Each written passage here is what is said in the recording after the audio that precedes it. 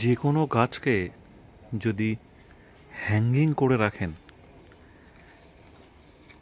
আমি যেমন সবাই জানেন যে আমার ছাদের উপরে বোগেনভেলিয়া করা আছে, বেশ কিছু কাঠচাপা করা আছে, এবং আমি এখন অ্যাগ্লোনিমাগুলো আমি কিন্তু বেশ কিছু করেছি, বিদেশি ভ্যারাইটি, আমাদের দেশি ভ্যারাইটি।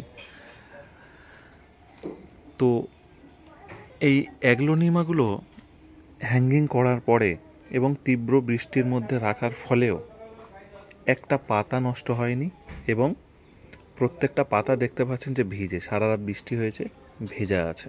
এখন একটু বৃষ্টিটা কম আছে, এবং গাছের যে গ্রোথ সেটাও কিন্তু কোনো রকম থেমে নেই, দুর্দান্ত গাছের গ্রোথ। তো আপনারা যদি চান যে কোনো গাছকে যদি হ্যাঙ্গিং করেন, তাহলে কিন্তু সেই গাছের গোড়ায় জল বসতে পারে না, সেটা যে কোনো মিডিয়াতে হতে পারে, এবং সেই গাছ তার বাড়বাড়ন্ত ঠিক থাকে। তবে হ্যাঙ্গিং করার সময় বলবো একটু হালকা লাইট মাটি করবেন। যেমন এখানে যে মাটিটা করা আছে, আমি বলি একটু দেখাই আর বলি, সিন্ডার, কোকো চিপস, কাঠকয়লা, ক্লে বল, এইগুলোই, সামান্য ভার্মি।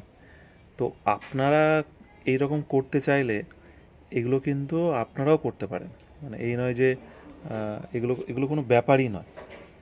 তো শুধুই যে দিতে হবে, এই ক্লে বল দিতে হবে, চারকোল দিতে হবে, এমন ঠিক নয়। এগুলো যদি না পান, এগুলোর প্রয়োজন নেই কোনো রকমভাবে।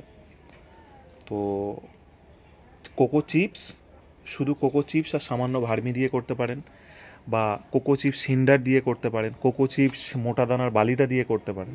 এরকম, মানে যেটা পাবেন না সেটা ক্যান্সেল, বাকিগুলো দিয়েই হবে। আর হ্যাঙ্গিং করলে যেহেতু নিচে ফাঁকা থাকে, এরকম থাকলে যেটা জল আটকানোর একটা ব্যাপার থাকে, জলকে তো আটকে রাখা যায় না, নিচের দিকে সে চলে যাবে উপরে জমলে। তো সুতরাং সেটাই হয় এই আর কি, এই জন্য ভালো হয়। এইভাবে করুন মোটামুটি। অসুবিধা হলে তো গ্রিন ফ্রেন্ডস বা সবুজ বন্ধু সমর সব সময় আছে। রেগুলার ভিডিও একটু ফলো করুন, আশা করব সব কিছু শিখতে পারবেন।